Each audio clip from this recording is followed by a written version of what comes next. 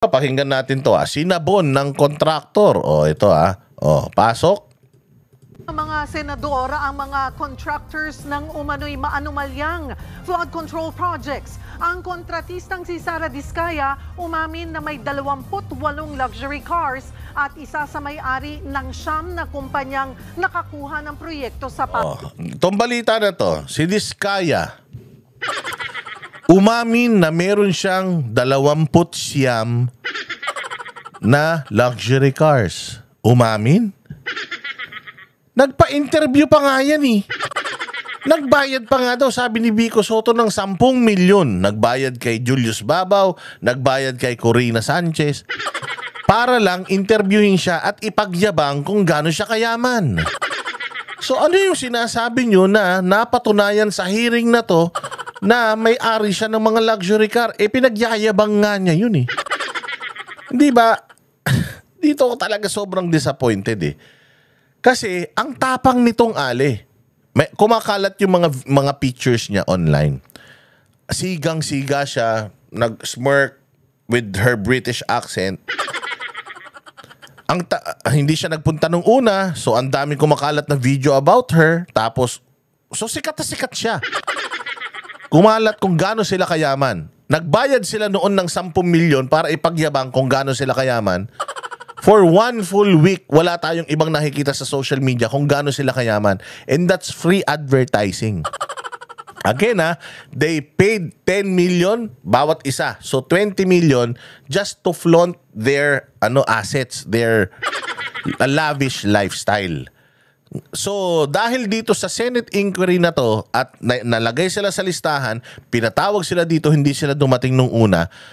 Isang buong linggo na pinapakita yung mga videos ng mga yaman nila. Now, nahuli diyan sa Senado na meron siyang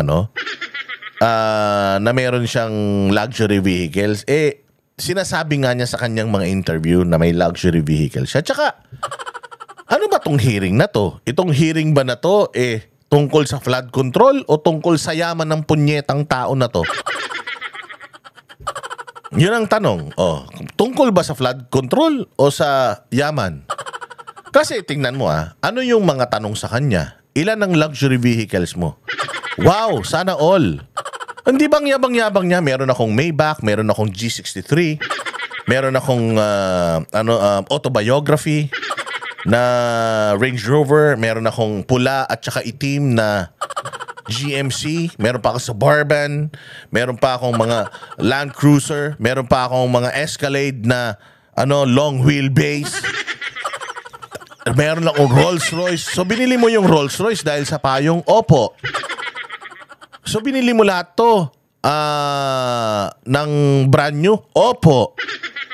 Sa lahat ng ito, isa lang yung binili kong hindi brand new kasi wala silang stock. So sa umaga, iba gamit mo. Sa hapon, iba gamit mo. Opo. Hindi ba? Nagkaroon pa ngayon siya ng platform gamit ang Senado, nanonood ang buong mundo. Nakapagyabang pa siya lalo. Hindi na siya nagbayad ng 10 milyon this time. So talagang mapapasana all ka. Ngayon, ang yabang-yabang ng mukha niya sa social media kumakalat, di ba? Na smug yung face niya na parang nagtataray pa siya. Bakit? Kasi you have nothing against her.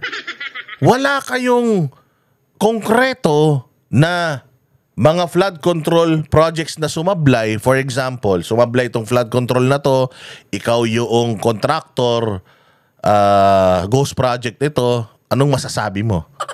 Wala kayong ganun eh. Ang tinatanong nila tungkol sa mga sasakyan niya. Ang naging problema ngayon, ang tinatanong nila, binayaran mo ba yung mga buwis na yan? Kailangan nating ipatawag ang Bureau of Customs para malaman kung ito bang kanyang mga sasakyan ay nabayaran niya yung mga tax. So, nagulo ako. Akala ko ba itong hearing na to sa flood control, bakit may Bureau of Customs na involved? Kasi nga, Boss D, ang dami nga niyang luxury vehicle. So ano ba tong hearing na to? Tungkol sa luxury vehicle niya o tungkol sa sa ghost projects ng DPWH? Sabi ko nga sa inyo, you may disagree. You may disagree with my point of view, pero nakulangan talaga ako. Gusto ko tong tao na tumakulong kung talagang nagnakaw siya kaya lang, wala tayong patunay. Anong pinaggagawa lang nila sa kanya? Pinahiya siya ng pinahiya dyan. Pinaglaruan lang siya ng pinaglaruan. Hindi mahihiya itong mga putang ina to. Makakapalang mukha nito Kaya nga nilang magbayad ng milyon-milyon para ipakita lang yung yaman nila So kung plano nyong hiyain ito, matatalo kayo. Makapalang mukha nito. Matigas ang pagmumukha nito. Ito yung mga tao na parang yung isang sikat na na scammer na yung Francis Leo Marcos na magfo-flaunt ng yaman hindi naman sa kanya para makakuha siya ng mas marami pang mai-scam niya. Binigyan nyo lang ng platform eto si ate para mas makapagyabang pa. Yung mga ginawa ni Jinggoy sa kanya, pang-aasar ni Jinggoy sa kanya, naapektuhan ba siya? Hindi. Sabi ko nga, si Jinggoy kanina, idol natin yan pagdating sa hearing kasi balasubas talaga sa hearing yan. Pero ang babalasubasin mo, balasubas Ang hihiyain mo, walang hiya Anong epekto nung ginagawa mo? Wala. Nasugatan siya? Hindi. Gustong-gusto niya pa yung ginagawa mo kasi anong mga luxury vehicles? Magkano yan? 50 million. Wow. Sana all. Ano pa? Ganito. Wow, ang lupet. Ang sarap ng buhay mo. Di syempre siya, masarap talaga. Nagbayad nga ako ng 10 milyon para sabihin sa buong Pilipinas na ang yaman-yaman namin So, kinaklarify mo lang ngayon, mayaman ka ba talaga? Oo.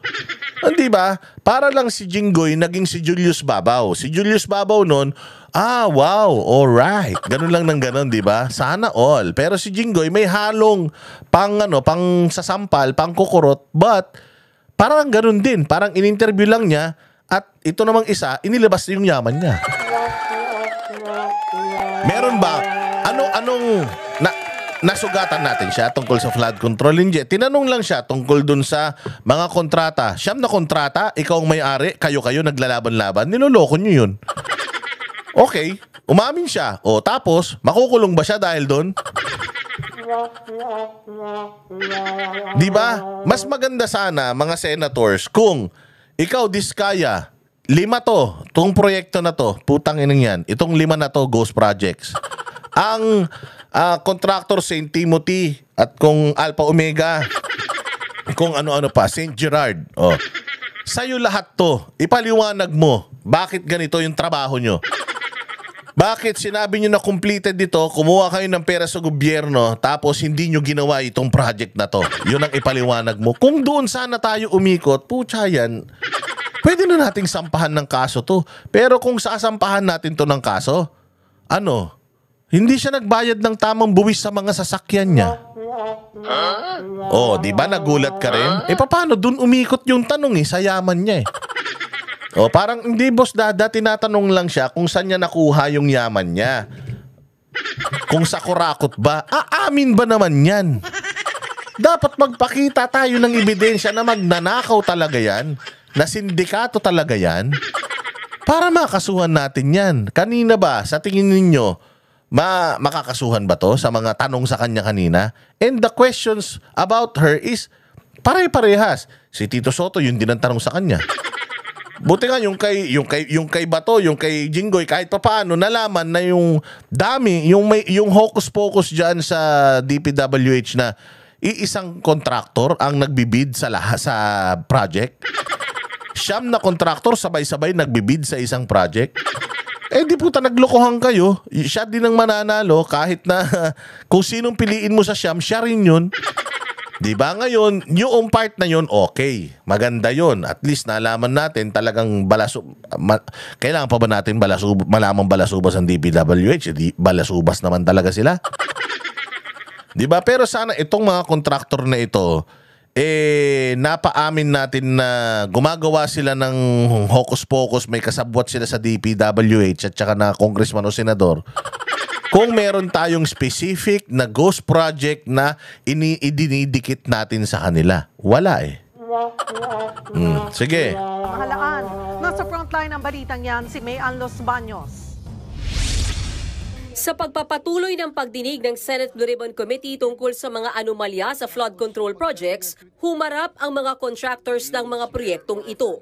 Isa sa mga ginisa ng mga senador, si Sara Diskaya, ang may-ari ng Alpha and Omega na top 2 sa may pinakamaraming flood control project sa bansa. Inusisa siya dahil sa yaman niya at koleksyon ng luxury cars. Inusisa siya dahil sa yaman niya at koleksyon ng luxury cars. Bakit hindi natin siya usisain dahil sa mga ghost projects niya? Ba't hindi natin siya usisain dahil sa mga corruption niya? Dahil sa mga kademonyohan niya? I mean, kung usisain mo yung yaman niya, bakit? Hindi naman yun ang issue natin. Ang issue natin dito, flood control. Sana nag-focus tayo sa flood control. Sana instead, ni-research nyo yung mga properties niya kung magkano. Sana, ang ni-research ng mga senador natin, kung itong si Diskaya, ano ang mga ghost projects niya, at itatanong natin yun sa kanya. Tingnan natin kung magsisinungaling siya. Ikaw may-ari eh. Alam nga naman hindi mo alam na ghost project to. Ito ang ibinigay sa'yo, 10 flood control project. 2 lang yung natapos ninyo. Dispalinghado pa. Yung 8, puros, walang nasimulan pero completed na. Paano mo ipapaliwanag ngayon to? Kung ganun ang tanong natin, di ang ganda-ganda. Di ba? Doon sa interview mo, binili mo yung isang Rolls Royce dahil nagandahan ka sa payong? Tama ba? Sir, yes po. Tingnan mo, tuwan-tuwa pa siya. Di ba, puta, nakita mo yung glow ng mukha niya na yes, tangina, it's my time to shine. Sisikat ako dito lalo. Mantakin mo. So, binili mo yung payong dahil dun sa, yung binili mo yung Rolls Royce dahil sa payong. Kinilig pa siya. Yeah. Oh, yes po. Ganun ako kayaman. Di ba? Ganun ako kayaman. O ngayon, anong sasabihin? Ilan yung luxury cars mo? 28 po. 28 po. Bumibili ka ng sasakyan taon-taon? Opo. Ilan ang mo? Ang ganito mo? 2 po, isang puti, isang itim.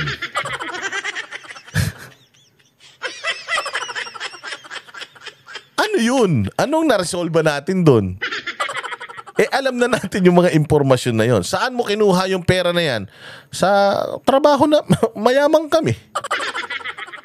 Magnanakaw ka ba? Hindi. Takay mo, sino magnanakaw? Amin na magnanakaw siya. Sino binabayaran mo sa DPWH? Wala. So meron ka pa bang mga koneksyon na ilang porsyento ka? 40%? Wala. Walang ganun. So pagdating sa flood control, wala tayong maipakitang ebidensya. Pinupuntirya natin siya sa lavish lifestyle niya. Karapatan naman niya yan, lalo na kung may pera siya. I mean, real talk lang. Halimbawa, ako, meron akong diamante rito na kasinlaki ng mata ni kasinlaki ng mata ni Sal Panelo. Meron akong diamante. Ba't mo ko sisitahin kung meron ako nito? Kaya kong bumili nung pakialam mo. Di ba parang yun ang sinasabi ni ate? Anong paki mo? Kaya kong bumili eh. Bumili ka din kung naiinggit ka. Galing ba sa nakaw? Hindi. Patutunayan natin. Di bahala kayo. Di ba ganun ang ginagawa niya? Pero mawawala ang yabang nito kung meron tayong ghost project na siya ang gumawa at ibidinidikit natin sa kanya. Mawawala sana yabang niyan. Tanong nyo, sasakyan. Sa'yo to? Oo. Binili mo? Oo. Ilan ang mo? Ganito. Magkano lahat siya? Mga more or less, 500 million, 1 billion? Oo. Ano nangyari? Anong gagawin natin? Patay tayo dyan. Binigyan nyo lang to si ate ng libreng platform para mas sumikat siya. Binigyan nyo si ate ng libreng interview at ipagyabang yung yaman niya. Ang isang sasakyan pa lang tulad ng Rolls-Royce. Sikat na sikat siya. Rolls-Royce, 42 million. Maybach, 22. Bentley, 22. Mercedes G63, 20 million. G-Wagon yan. Cadillac Escalade, 11 million. Tapos meron pa siyang isa pang Cadillac, 8 million. Kasi nga, yung puti, yung itim yon. Yung puti, mas mahal. 11 million. Imagine. Ang yaman niya. Ano mo dapat na gawin dito? Sana all. Pero does this numbers has to do with with corruption? Meron siya construction company. Mayaman sila. Afford niya to. Hindi naman niya mabibili ang kung di niya afford eh. Ngayon, paano natin mapatutunayan na galing sa nakaw tong mga pinagbibili niya? Ni wala kayong isang ebidensya, ni isang ghost project, wala kayong naidikit sa pangalan niya. Doon ako medyo parang, ano ba to? Hindi ako interesado sa yaman ni Diskaya. Interesado ako, nagnakaw ba siya? Yun lang naman para sa akin. Baka magalit kayo ha, pasensya na. Yun lang yung aking point of view. You can correct me, lagay nyo dyan sa dyan sa ilalim, sa comment section, kung ano yung nararamdaman. Pero ako, yun talaga yung nararamdaman ko. Na-disappoint ako. Akala ko may makukontempt man lang, may makukulong. Pucha yan. Na parang, ay, magkakaroon na naman ng panibagong hearing, mag-aantay na naman tayo, tapos bitin na naman. Kasi may gagamit na naman ng kwarto, alam mo yun. Tapos inimbita natin to, gigil na gigil tayo. Pagdating doon, pucha, imbis na bugbugin, nakapagyabang pa siya doon, di ba? Nakakainis. Nagkakahalaga daw ng 42 million pesos. This is unbelievable. Ngayon lang ako nakarinig na isang tao o mag-asawa na ganito, kadami ang kotse na Madami pa yan, sir.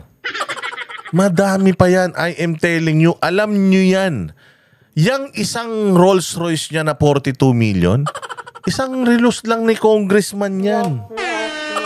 Sir, alam mo, yung mga bumibili ng maraming sasakyan ngayon, tanga na mayaman yan. Sobrang tanga na mayaman. Bakit? Unang-una sa lahat, if you buy a car, bababa ang resale value niyan. Yung mga ultra-rich, pucha, ang mga yaman niyan, nasa relos yan. Richard Mille, 50 million. Jacob & Co, 120 million. Patek Philippe, 70 million. Bilib na bilib ka na sa Rolls Royce na 44 million. Pucha, laki-laki niyan. Hindi mo nga madala sa mall, loob ng mall yan. Tingnan nyo yung mga relos. Tingnan nyo, nandoon ng pera. Dahil yung mga, yung mga bumibili ng mamahalin ng mga sasakyan na yan para i-display, mga tanga yan. Mga tanga yan. Kailangan pa nila magbayad ng 10 million na media personnel para lang interviewin sila at ipagyabang nila na mayaman sila para mas marami silang maging kaibigan. Pero mga tanga yan. Tingnan ninyo, ang mga bilyonaryo talaga, ang totoong mga mayayaman, pucha, ang sasakyan yan, sakto lang. Pero tingnan mo ang koleksyon ng relos niyan. Mga diamante niyan. Nandoon. So, small time yan, sir. Para sa akin, small time yan. Ilang sasakyan lang yan? 29? 100 na sasakyan, kasama na yung kasasakyan ng buong kumpanya niya, pati mga SUV ng mga engineer niya. Wala yan, small time yan. Tingnan nyo, gaano karami ang sasakyan ng JRS Express. Gaano karami ang pang-deliver nila na van. Pucha, mas mahal pa sa mga sasakyan yan. Libo-libo. Siyan lang, 40 plus. Kayo talaga, mahalin. Tapos pera ng gobyerno. Ano ba? Nasaan ang konsyensya nyo, madam? Tanong tuloy ng mga senador, kailan nagsimulang kumita ng limpak-limpak si Diskaya? Sa isang panayam kasi, sinabi ni Diskaya na nagsimulang gumanda ang buhay niya nang maging contractor sila ng DPWH. Pero sa pagdinig, nilinaw ni Diskaya... Tingnan natin, relos? Tumas kamay, tingnan lang natin. Ano yung relos? Tangina, may mga ginto pa. Ang labo, hindi ko makita yung relos. Kita mo. Hindi ko na nga alam kung ano yan eh. Hindi man Rolex yan. Hindi ko alam kung anong brand ng relo na yan. Tingnan nga natin, baka may sagot si ChatGPT kung anong relos yung gamit niya kanina. What watch? Kawawa naman tayo. Lahat na lang tinatanong natin kay ChatGPT. What watch is... Ano pangalan ba nito? Diskaya. Sarah Diskaya is wearing at the Senate hearing. At the Senate hearing. Tinanong natin, baka alam niya. Alam ni ChatGPT. Baka lang. Baka meron nang naglagay kung anong relos yung suot niya. Parang nahirapan din si ChatGPT. Here's a screenshot. What we can observe visually, what appears to be delicate gold tone timepiece with a narrow bracelet, possibly adorned with small accents suggesting a refined or understated luxury style. However, no media reports or credible sources have explicitly identified its brand and model. So hindi din daw nila alam. Pero katulad ko, chismoso din, sabi nila mukhang may accent ng gold, ganito ganyan. O hindi lang nila nasabi kung ano. Sila ng DPWH. Pero sa pagdinig, nilinaw ni Diskaya na hindi lang sila sa DPWH kumita. 23 years na raw silang nasa construction business at nagsimula raw silang makakuha ng flood control projects noong Administrasyong Duterte o noong taong 2016. In the 23 years, pwede naman siguro kami po kumita. Di ba yabang niya pa? Tanong kayo ng tanong tungkol sa mga cars ko.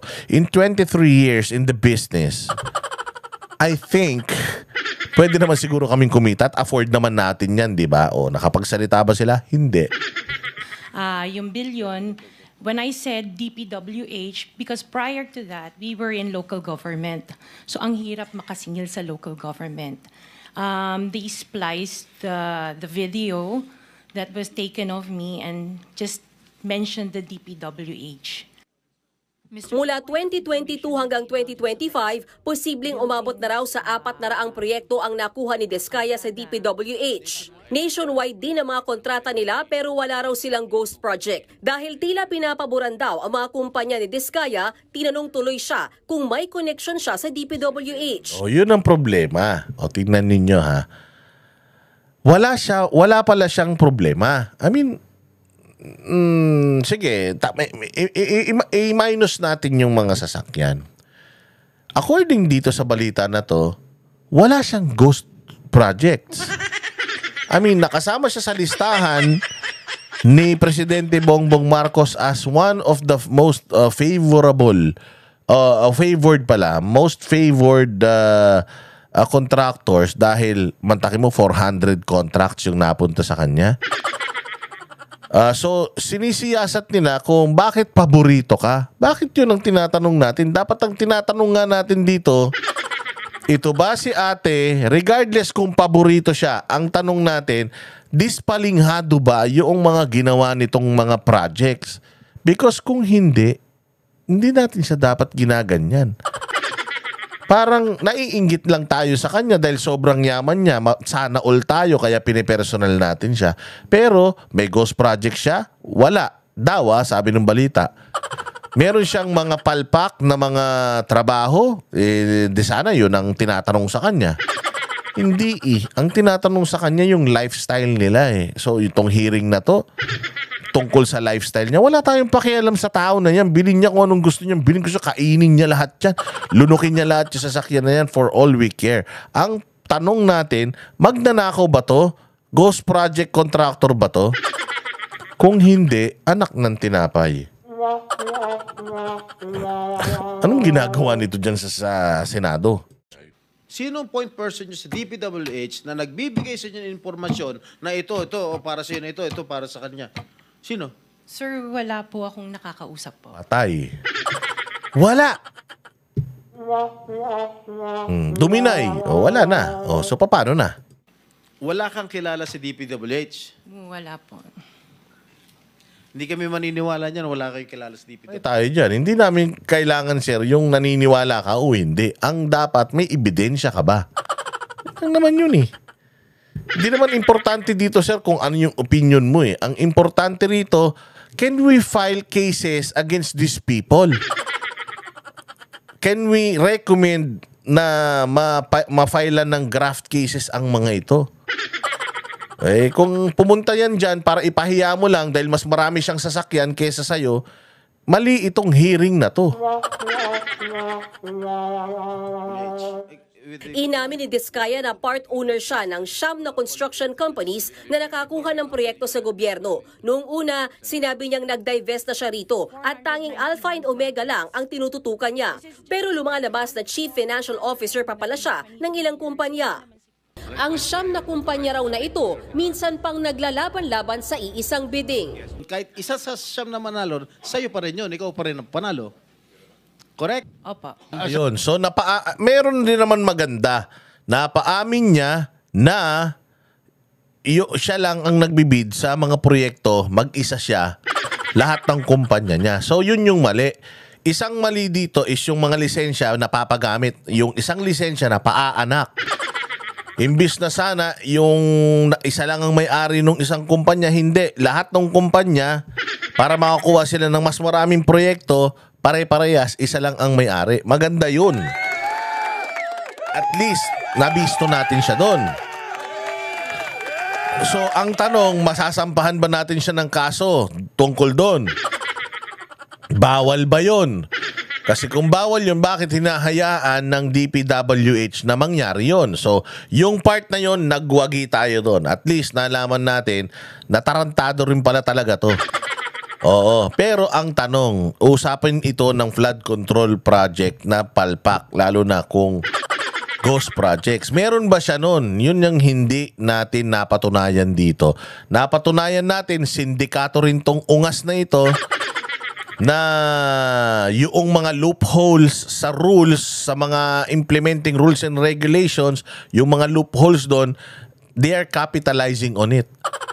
Pucha yan. Yun yung dapat gawan natin ng batas na itong mga kontraktor na ito, isang may-ari lang, at dapat yung ibang mga kontraktor wala na silang mga pinsan kamag-anak, as in no conflict of interest. Isang kontraktor, halimbawa ang may-ari ako, yung isang kontraktor pinsan ko, dapat bawal na yun. O kaya tiyuhin ko. Bawal na dapat 'yun. Dapat walang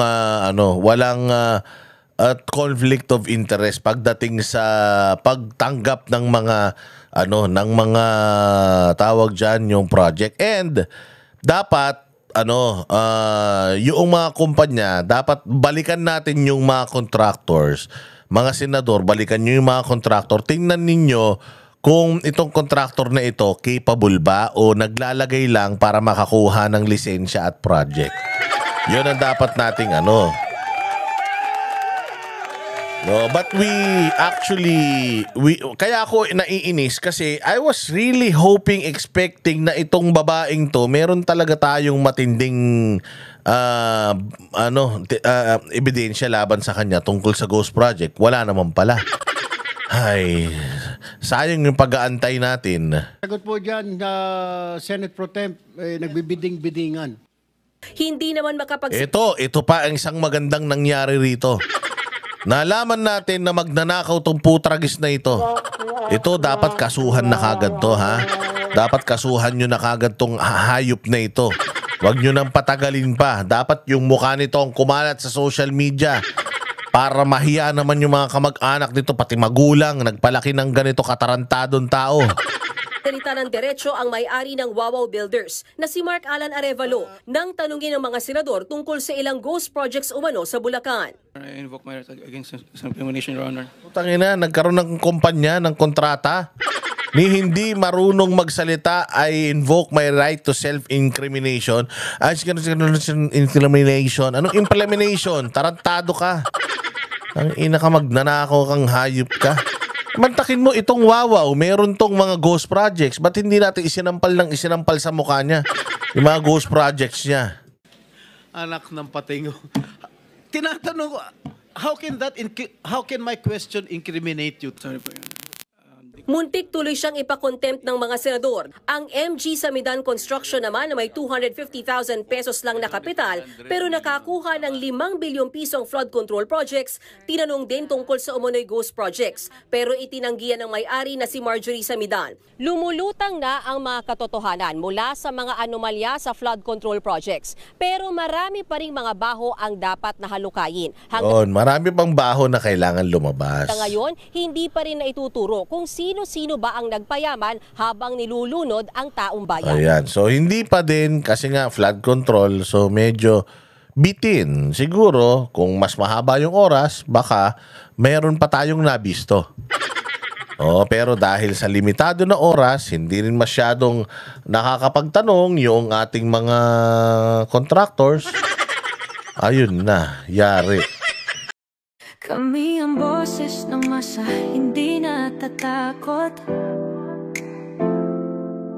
Katotohanan lang, di kami nalulunod. Walang bahid ng sismis, lahat ay totoo. Kahit sino ka pa, pag mali ka babanatan ka. Walang pinipiling kulay, wala kaming kinikilingan. Basta para sa bayan, kami lalaban. Pagdama palakpakan, pag mali banatan. Di matitinag, di matatakot, para sa bayan tuloy ang sigaw. Sa harap ng kamera, walang halong takot. Mga baluktot, lahat kayo'y tutumba. Ang hustisya at totoo, yun lang ang mahalaga. Kahit sinong harang, di kami matitinag. Walang pinipiling kulay, wala kaming kinikilingan.